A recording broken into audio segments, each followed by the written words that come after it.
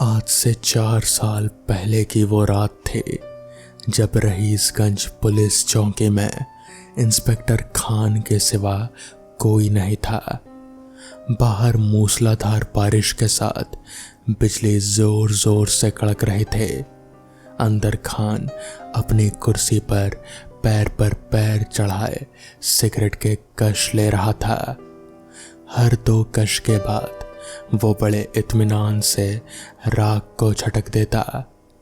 उसकी तसल्ली देखकर लगता था जैसे इस तूफानी रात में कोई यहाँ आने वाला नहीं था। तभी उसके मोबाइल पर एक कॉल आई। खान ने फोन उठाया और अपनी प्रेमिका समझकर मीठी बातें करने लगा। वो बोल ही रहा था कि अचानक चौकी की लाइट चली गई।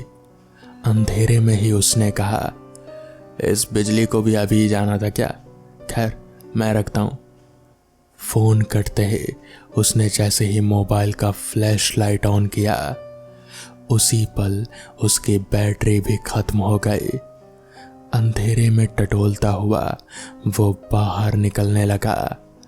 तभी दरवाजे के पास उसके पैर किसी चीज से टकराए, मानो कोई बोरी रखी हो। लड़खड़ाता हुआ वो बाहर पहुंचा और देखा कि ट्रांसफार्मर में आग लग गई है, जिससे बिजली की चिंगारियां निकल रहे थे। वो वापस अंदर आया और अपनी मेज पर एक मोमबत्ती जलाई। मुंह में सिगरेट दबाकर उसने मोमबत्ती की लौ से सुलगाई। एक कश खींचकर जैसे ही उसकी नजरें ऊपर उठी, एक जोरदार बिजली कड़की, जिसकी रोशनी में दरवाजे के पास एक लड़की खड़ी दिखाई दी। उसने ऊपर सफेद टॉप और नीचे ब्लू जीन्स पहन रखे थे और बिजली की चमक में उसकी कमर चमक रहे थे। उसे देखकर इंस्पेक्टर खान सिगरेट की राख छटकते हुए खड़ा हो गया। लड़की का पूरा बदन पानी से तर था। वो इंस्पेक्टर की तरफ बढ़ते हुए बोली, मुझे FIR लिखवानी है। खान ने पैनी निगाहों से ऊपर से नीचे तक घूरते हुए देखा। लिख देंगे, पहले थोड़ा पास तो आ जाओ, उसने कहा। उसकी बात सुन लड़की थोड़ा सकपका गई। खान ने तुरंत अपनी बात सुधारी, मेरे कहने का मतलब है पास आकर इस कुर्सी पर बैठ जाओ, रोशनी कम है ना। अगर पास रहोगी तो सब अच्छे से दिखेगा, साफ साफ। लड़की से पानी ऐसे टपक रहा था जैसे मोतियों की लड़ियां हो। वो आगे बढ़ी और कुर्सी पर बैठ गई। इंस्पेक्टर खान ने सिगरेट झटकते हुए एक और कश लिया और लड़की की तरफ बढ़ा। धुआं छोड़ते हुए उसने लड़की के कंधे पर हाथ रखा और बोला, बताओ क्या हुआ तुम्हारे साथ, किसके खिलाफ FIR करवानी है? लड़की ने इंस्पेक्टर खान के छूने को नजरअंदाज करते हुए कहा, बहुत बड़े लोग हैं और मेरी जान के दुश्मन बने हैं, क्योंकि मैंने उनके खिलाफ शिकायत दर्ज की। वो दवा की आड़ में ड्रग्स का बिजनेस करते हैं। खान ने उसकी बात सुन कुछ सोचते हुए सिगरेट के 2 कश भरे और सिगरेट को पैर से मसलते हुए बोला, बड़े लोगों के खिलाफ जाना मतलब बड़ी मुसीबत। तुम शायद सिंघानिया साहब की एजेंसी की बात कर रही हो। उनके खिलाफ जाने की हिम्मत तो शहर में किसी की नहीं है। खान के मुंह से सिंघानिया के लिए साहब सुनकर लड़की को समझ आ गया कि खान उसकी कोई मदद नहीं कर सकता। फिर भी वो बोली, लेकिन सर आप ईमानदारी से तहकीकात करेंगे तो वो सलाखों के पीछे होगा। ईमानदारी का नाम सुनते ही खान चिढ़ गया। अरे छोड़ो ये ईमानदारी की बातें, 20,000 की सैलरी भी टाइम से नहीं आती। थोड़ी सी बेईमानी कर लो तो हाथों हाथ लाखों मिलते हैं। ये बताओ तुम्हारी मदद करके मुझे क्या मिलेगा? खान की बात सुन लड़की ने जवाब दिया, मेरे पास तो कुछ भी नहीं है आपको देने के लिए, पर मैं आपके लिए कुछ भी कर सकती हूँ, जो आप चाहो। लड़की की ये बात सुनकर इंस्पेक्टर खान के चेहरे पर कुटिल मुस्कान आ गई। वो मन ही मन कुछ सोचते हुए अपनी कुर्सी पर बैठ गया। उसे मालूम था कि आज नहीं तो कल सिंघानिया उसे अपने रास्ते से हटा ही देगा, तो क्यों ना आज वो उस लड़की का रस चख ले। ये सब सोचते हुए उसने एक और सिगरेट जलाई और कश लगाते हुए रंगीन मिजाज से उस लड़की का नाम पूछा। क्या नाम है तुम्हारा?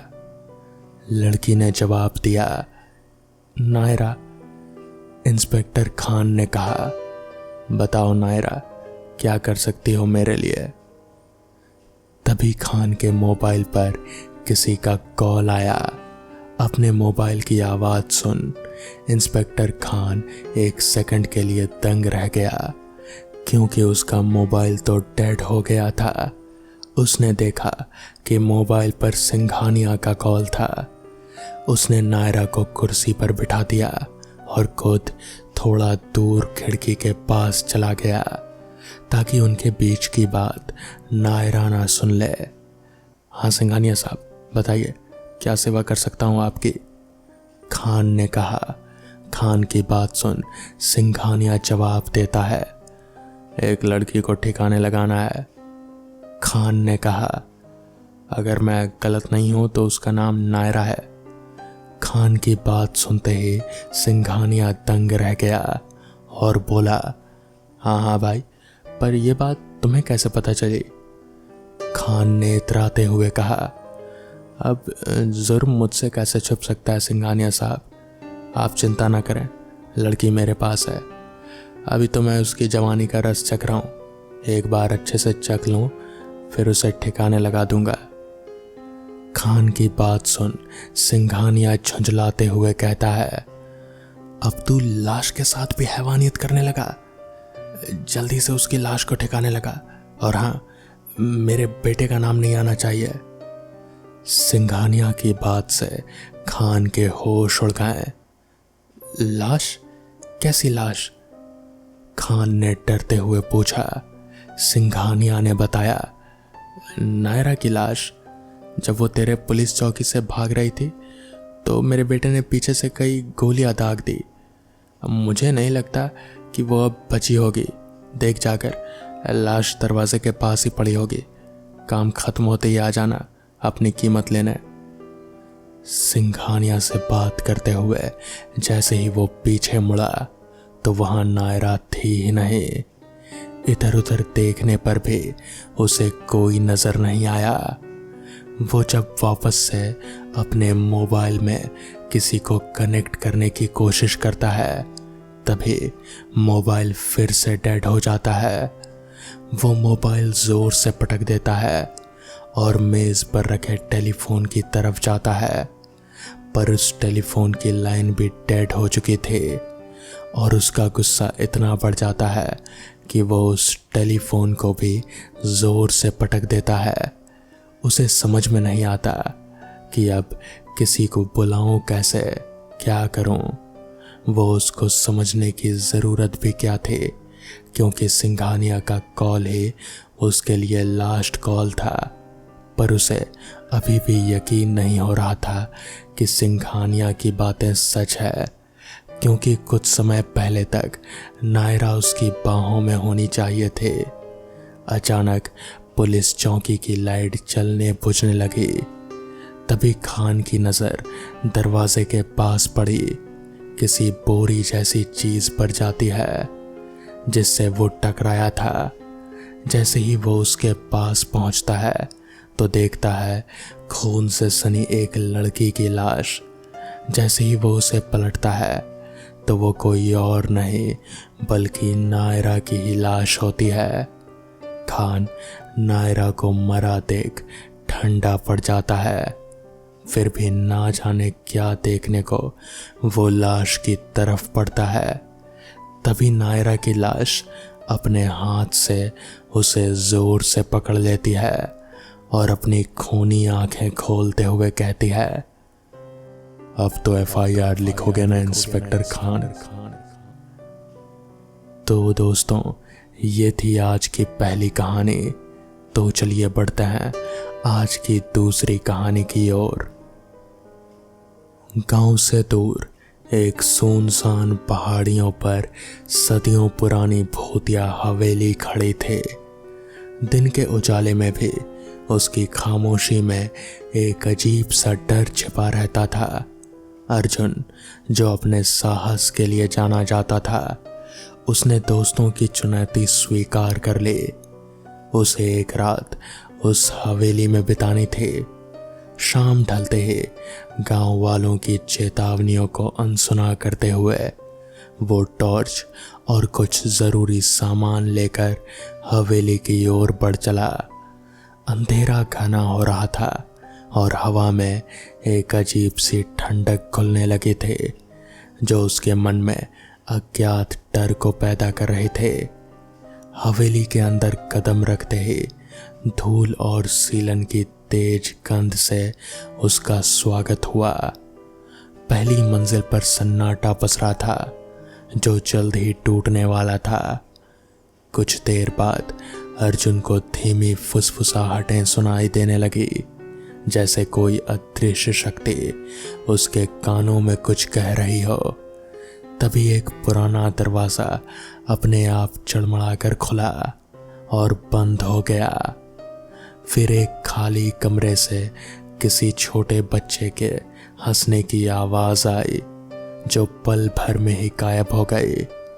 अर्जुन ने खुद को समझाया कि यह सिर्फ हवा और पुरानी लकड़ी का कमाल है, पर उसकी धड़कनें तेज हो चुके थे। वो अभी भी खुद को समझा ही रहा था कि उसके कंधे पर एक ठंडे बर्फीले हाथ का स्पर्श महसूस हुआ। उसने तेजी से पीछे मुड़कर देखा, लेकिन वहां कुछ भी नहीं था सिवाय सन्नाटे के। उसकी टॉर्च टिमटिमाते हुए बार बार बुझने लगी, जैसे किसी अदृश्य शक्ति ने उसकी रोशनी को जकड़ लिया हो। तभी ऊपर की मंजिल से भारी कुछ घसीटने की आवाज आई, जैसे कोई भारी चीज धीरे धीरे फर्श पर खिसकाई जा रही हो। जिज्ञासा और डर के बीच झूलते हुए अर्जुन ने हिम्मत जुटाई और सीढ़ियों की ओर बढ़ने लगा। ऊपर की मंजिल पर धूल की मोटी परत हर चीज को ढके हुए थे। एक कमरे में उसने देखा कि एक पुराना टूटा हुआ झूला धीरे धीरे हिल रहा था, जबकि हवा बिल्कुल शांत थे।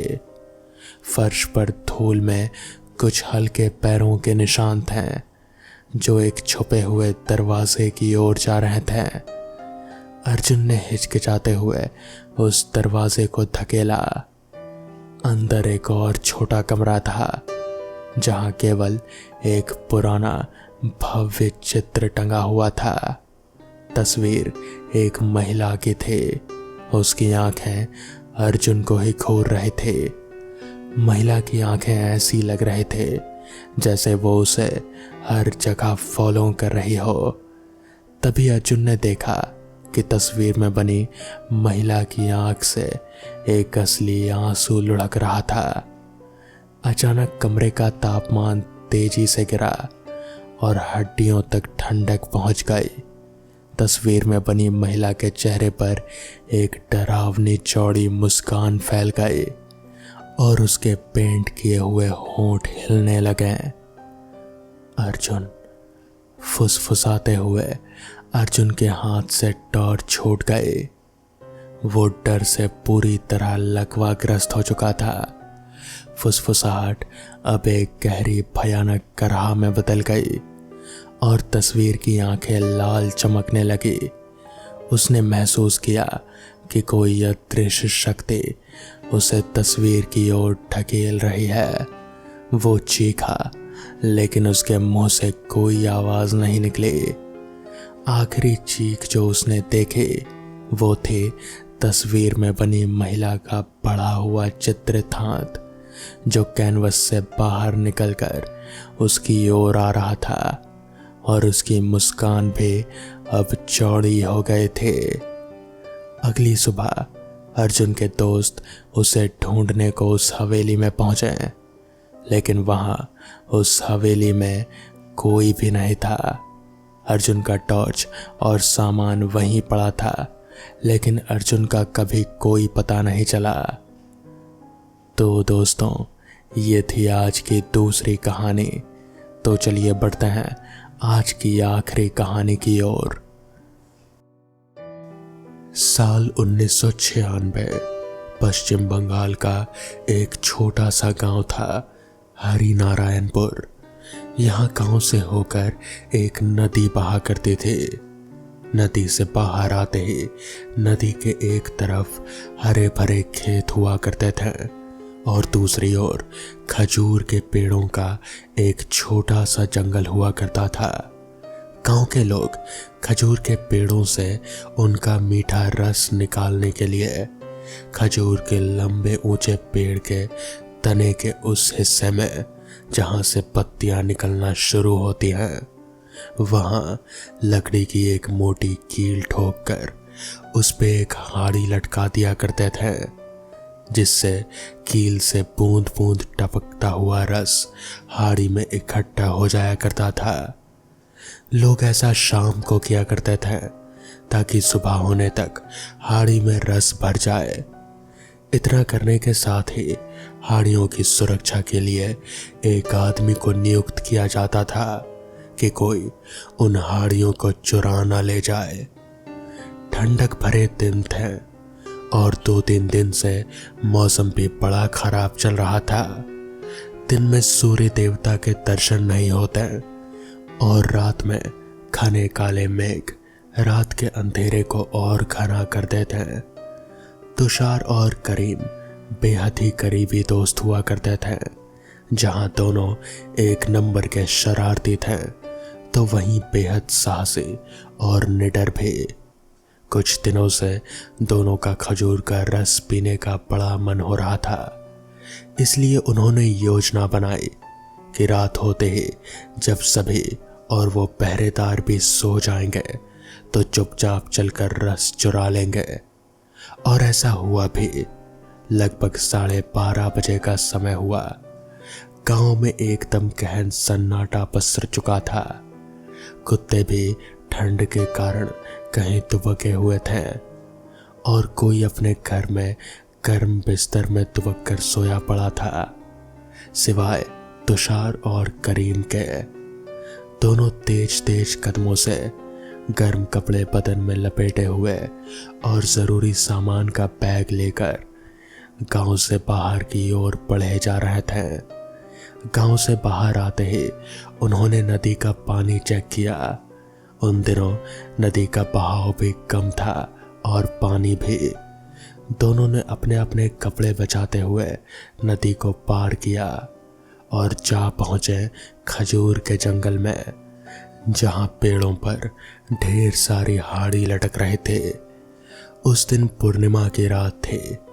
आ जा रहे काले सफेद बादलों के बीच चांद पूरी रोशनी से चमक रहा था। करीम ने फौरन ही बैग से एक बोतल निकाली और किसी कुशल बंदर की तरह पेड़ पर चढ़ता गया और उस हाड़ी से रस पलटकर बोतल में भरने लगा। बोतल भरने के बाद उसने उस हाड़ी को उसी तरह से लटका दिया ताकि किसी को शक ना हो। इसी तरह करते करते उन्होंने बाकी बोतलों में भी रस भरना जारी रखा। कभी किसी पेड़ पर तुषार चढ़ता तो कभी करीम। किसी हाड़ी में अच्छा खासा रस मिलता तो किसी हाड़ी में बहुत कम। ऐसा करते करते काफी समय बीत चुका था। बस एक हाड़ी में और रस मिल जाए तो अपना काम हो जाए, कहकर तुषार पेड़ पर चढ़ने को जैसे ही तत्पर हुआ, जैसे ही उसने अपना दाहिना पैर पेड़ पर चढ़ाने के लिए रखा, वैसे ही 3 चीजें एक साथ हुई। जोरों की तेज हवा चलने लगी और एक तीव्र और भयानक बदबू पूरे जंगल को महकाती चली गई। वो बदबू ऐसी थी जैसे सैकड़ों की संख्या में सड़ी हुई लाशों को जमीन से खोदकर बाहर निकाल दिया गया हो। यार वो देख, कोई खड़ा है, करीम ने तुषार का कंधा थपथपाते हुए कहा। तुषार ने पलट कर देखा तो कोई आदमी खड़ा दिखाई दिया और वो आदमी उसी पेड़ के नीचे खड़ा था जहां उनका सामान रखा हुआ था। या तो ये कोई पहरेदार है या फिर हमारी तरह हाड़ी चुराने वाला है, तुषार ने अंदाजा लगाते हुए कहा। दोनों ने ध्यान दिया तो पता चला कि वो आदमी एकदम शांत और स्थिर खड़ा हुआ उन्हें ही देख रहा है। उसने अपनी कमर पर सिर्फ सफेद रंग की एक धोती बांध रखे थे और ऊपर कुछ भी नहीं। इतनी ठंड में उसका जिस्म बिल्कुल खाली था। दोनों को काफी हैरानी हुई, लेकिन उस वक्त उन्हें अपने बचाव के अलावा और कुछ कहाँ सूझ रहा था। उस आदमी के सिर के लंबे बाल भी एकदम सफेद और चमकदार थे। उसकी धोती और उसके बाल चांद की रोशनी में अलग ढंग से चमक रहे थे, पर उसका चेहरा साफ नजर नहीं आ रहा था। करीम ने अपनी वीरता दिखाते हुए कहा, कौन है वहां? चुपचाप भाग जा वरना अच्छा नहीं होगा। इतना होते ही दोनों हैरान, क्योंकि वो आदमी जस का तस खड़ा था। ना कोई हलचल, ना किसी तरह की कोई प्रतिक्रिया। मैं कहता हूं चला जा यहां से, वरना इस कटारी से चीर कर रख दूंगा। करीम ने पेड़ चीर कर रस निकालने वाली कटारी दिखाते हुए कहा, पर कोई फायदा नहीं। वो आदमी चुपचाप बिना हिले डुले अपनी जगह पर ही बना रहा। तेरी तो साले, करीम ने कटार दिखाते हुए कहा और उसकी ओर दौड़ा ताकि उसे हमलावर होता देख वो आदमी भाग जाए। और जैसे ही करीम उस आदमी के नजदीक पहुंचा कि बिजली की गति से उस आदमी ने करीम की गर्दन पकड़कर उसकी पीठ की ओर मोड़ दी। गर्दन की हड्डी चटकने की आवाज उस शांत माहौल में दूर दूर तक सुनाई दी। तुषार को काटो तो खून नहीं, वो सुन्न रह गया, मानो उसके पैरों में जड़ें निकल आई थी। उसका दिमाग उस घटना से सुन्न सा पड़ने लगा था। जबकि जमीन पर चित्त गिरा करीम जल बिन मछली की तरह छटपटाकर शांत पड़ गया। और फिर गूंजी एक डरावनी हंसी जो उस आदमी के मुंह से निकले थे। तुषार के पूरे जिस्म में झुरझुरी दौड़ गई, क्योंकि वो हंसी किसी आदमी की तो नहीं लग रहे थे। इसी के साथ तुषार में मानो करंट का प्रभाव हुआ और वो द्रुत गति से ही एक सांस में दौड़ता हुआ नदी पार करके गांव में पहुंच गया। अपने घर के पास पहुंचते पहुंचते उसका जिस्म और सिर भारी होने लगा और वो चक्कर खाता हुआ गिरा और बेहोश हो गया। जब उसकी आंख खुली तो सुबह हो चुके थे और उसके इर्द गिर्द उसके माता पिता और कई गांव वाले थे। जब तुषार थोड़ा होश संभाला तो उसने रोते रोते सारी बात बताई, जिसे सुनकर सभी हैरान रह गए। फौरन ही करीम के अम्मी अब्बू को बुलाया गया और फिर तुषार के साथ सभी वहां चल दिए जहां वो हादसा हुआ था। करीम की अम्मी का रो रो कर बुरा हाल था, तो वहीं करीम के पिता एकदम खामोश और सहे हुए से दिखाई दे रहे थे। लोग जैसे ही तुषार की बताई हुई जगह पर पहुंचे, वो सभी चौंक गए और सहम कर ठटक गए। उनके सामने ही करीम की लाश को 2 टुकड़ों में बटी पड़ी थी। उसके सिर से लेकर कमर तक का हिस्सा जमीन पर पड़ा हुआ था, जबकि बाकी का हिस्सा जमीन में धंसा हुआ था। जिसमें से उसके दोनों पैर जमीन के ऊपर थे। करीम की लाश देखकर सभी लोग खौफजदा हो चुके थे, क्योंकि लाश की हालत ही ऐसी थी।